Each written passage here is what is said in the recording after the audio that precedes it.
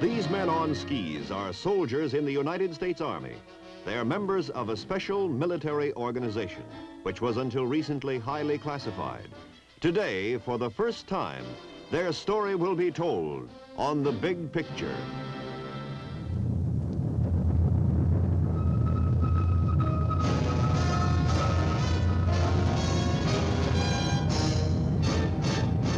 The United States Army presents The Big Picture, an official report produced for the armed forces and the American people.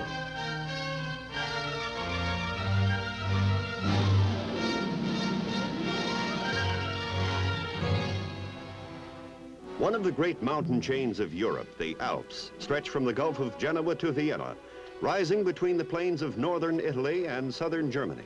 The town of Bad Tolz lies in an alpine valley near Germany's Swiss border. Here is the American Army's Flint Kaserne, the home of the 10th Special Forces Group in Europe, until recently a secret military force.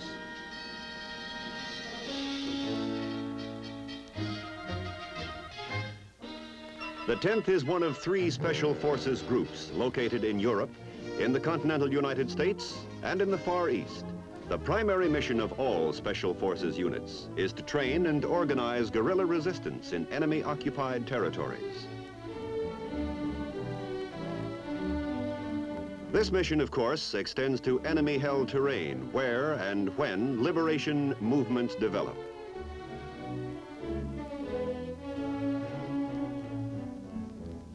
The role of the men of a Special Forces group is unique, and its members are uniquely trained and qualified to carry out their hazardous and adventurous assignments.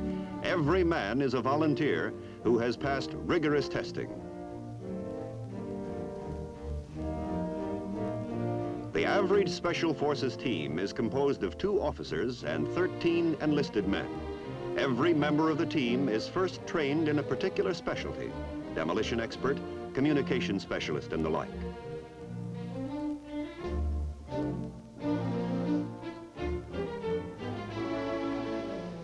Every member of the team is then cross-trained. Should the demolition expert on a team be injured or captured, every other member of the team could handle the missing man's assignment.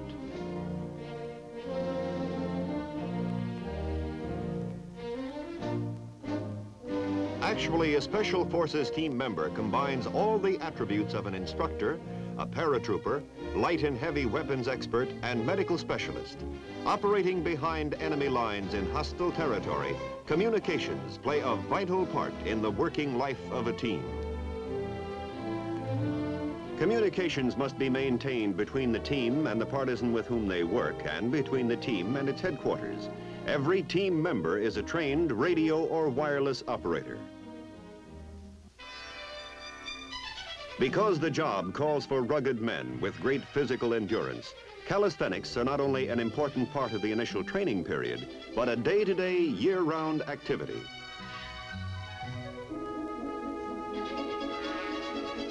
At least an hour a day is spent in muscle building. Periodic physical fitness tests guarantee that the team members are always in top shape. In no other branch of any of the United States military services is the standard of physical fitness higher than in Special Forces.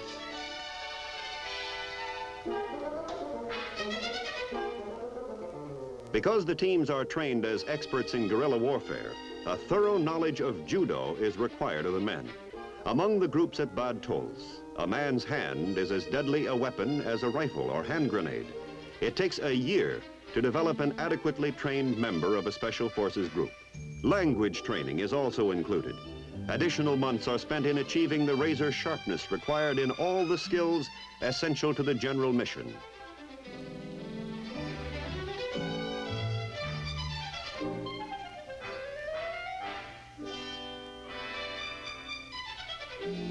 Although the study of underwater diving techniques is not a required part of the training program at Bad Tolz, 100% of the men here have volunteered to add skin diving to their list of specialties. Strong lungs are essential in mountain climbing, cross-country skiing, and any sort of airborne operation. Practice with aqua lungs helps to develop lung power. Underlying the entire Special Forces training program is the cardinal rule, learn to operate in any and all physical environments, in mountains, in snow, in the desert, the jungle, even underwater.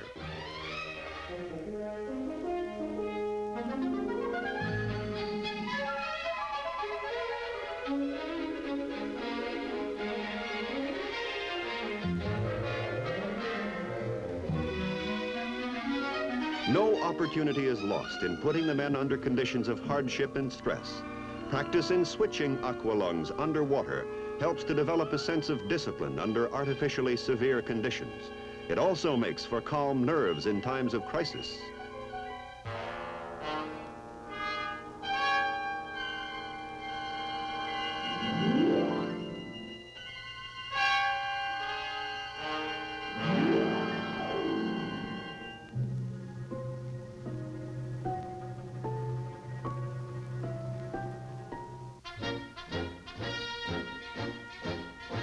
Because of their alpine setting in the area of their operations in southern Germany, mountain climbing skills are demanded of the 10th Special Forces Group. Muscles conditioned by rope climbing in the gymnasium are put into use here on a nearly vertical cliff face.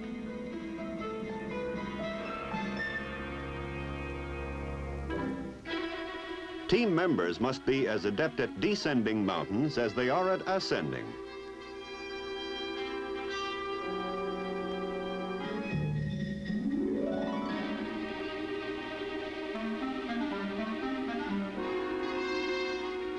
Although they are paratrooping mountain climbing skin divers, the incidence of accidents in Special Forces groups is no greater than that throughout the Army in general. This is solid evidence of the high degree of skill attained by these guerrilla warfare specialists.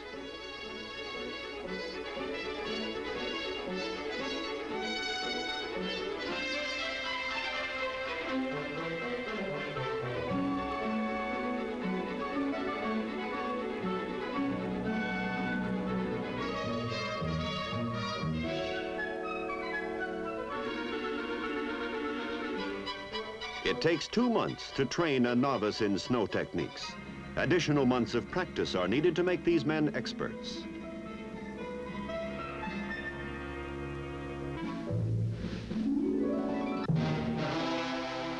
To develop endurance among the Special Forces teams, 20 or 30-mile cross-country hikes on snowshoes are routine. The ability to move fast through any kind of terrain is a prime requisite of the Special Forces soldier. In future operations, his life may well depend on such versatility.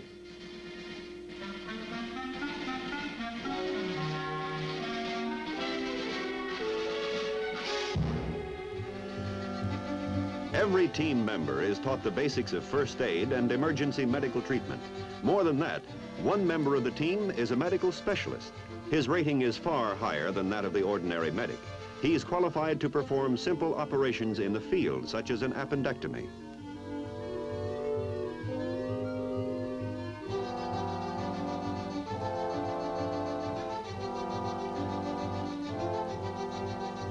The knowledge that his team possesses a field doctor is reassuring to the Special Forces soldier.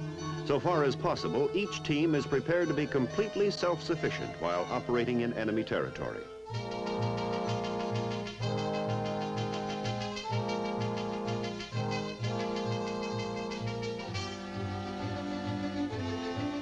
Although there are parachute rigging experts attached to the Special Forces group, every team member is also taught to rig a chute.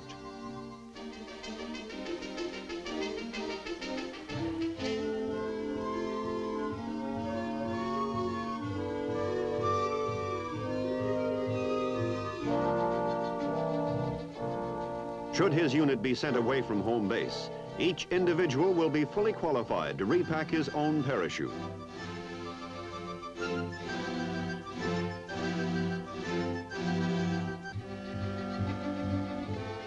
A thorough understanding of how his parachute works gives the jumper added confidence just before diving out of the plane into space. Each man will be equipped with 2 chutes, the emergency chute and the larger backpack T-10. This is an improved model of the parachute worn by airborne troops in World War II.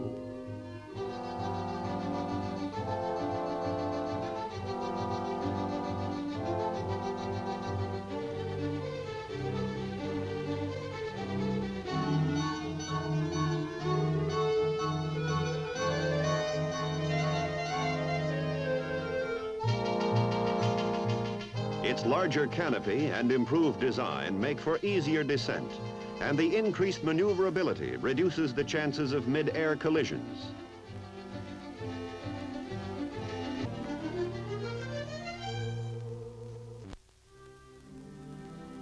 During field training missions, the many and varied skills of the Special Forces teams are put to test. A typical mission involves 3 different groups from Bad Tolls, the attack unit being briefed here, another group who will play the role of partisans, and a 3rd unit, which will act as an aggressor force. At this joint briefing, the drop zone is described and important landmarks pinpointed.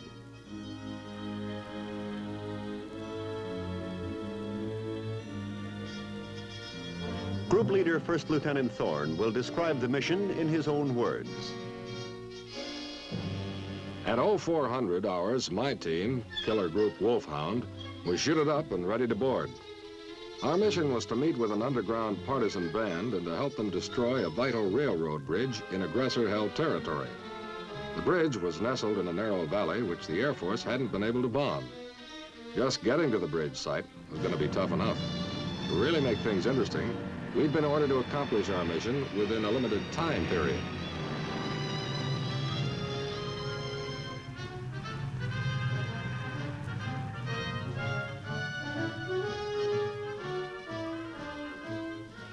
The partisans had been told by radio to expect us to land shortly before dawn. We were counting on their meeting us near the drop zone. At 0500, we were nearing the drop zone. From drop time, we had only 7 hours with a lot to do.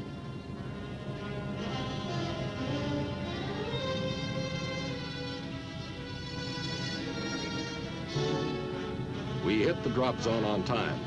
So far, so good.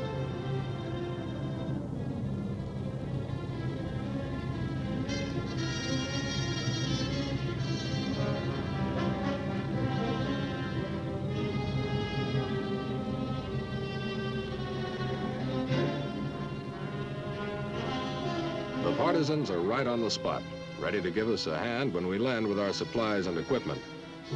With us, we'd brought skis, radios, weapons, demolitions, and medical supplies for ourselves and the partisans.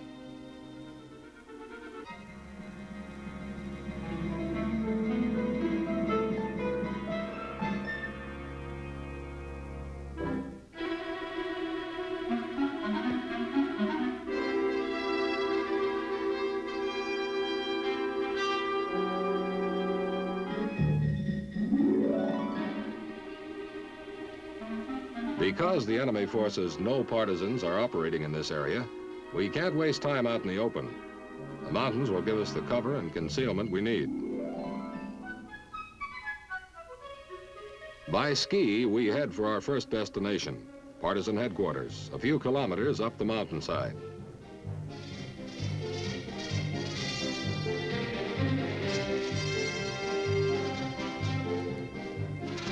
For their headquarters, the partisans have selected an abandoned woodcutter's hut. From the drop zone to here, we haven't passed another building or another person. The hut looks like a perfect jumping-off spot for our mission.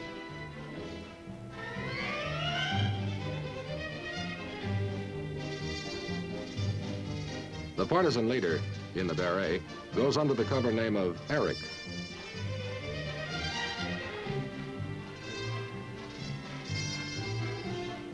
As well as demolitions for our primary target, the bridge, we've brought along anti-personnel mines.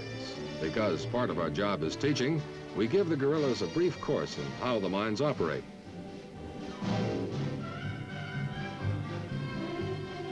All but 2 of Killer Group Wolfhound will be heading for a highway near the bridge. They'll plant the mines there as a diversion, while 2 of us with the partisans hit the key target.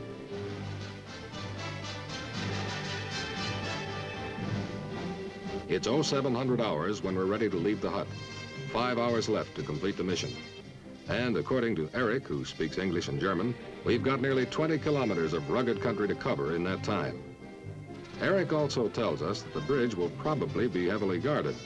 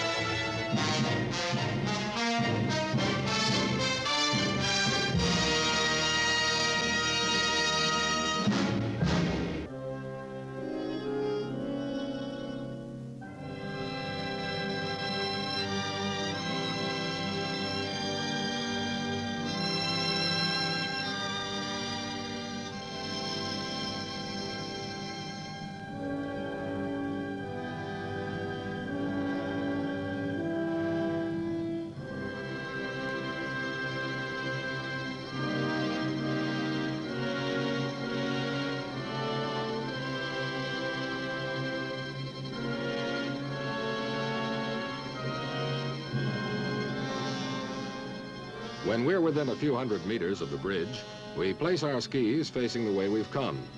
Once we hit, we want to get out of there fast.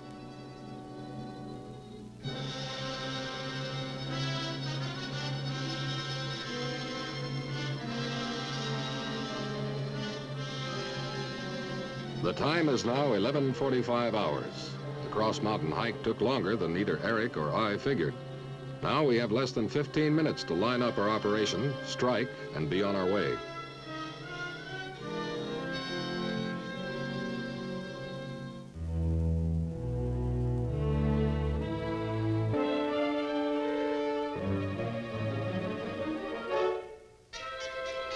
Here it is, the bridge on the River Ammer, a rail link over which the aggressor forces have been moving the bulk of their men and supplies into this part of Bavaria.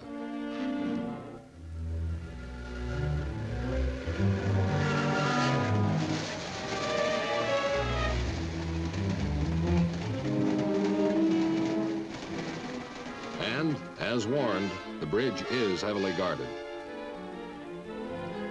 After discussing the bridge structure and demolition capabilities with me, Eric, the partisan leader, outlines the plan of attack to his men. They'll split into two groups, one for the guards, the other to ready the M3 explosive charges and wiring.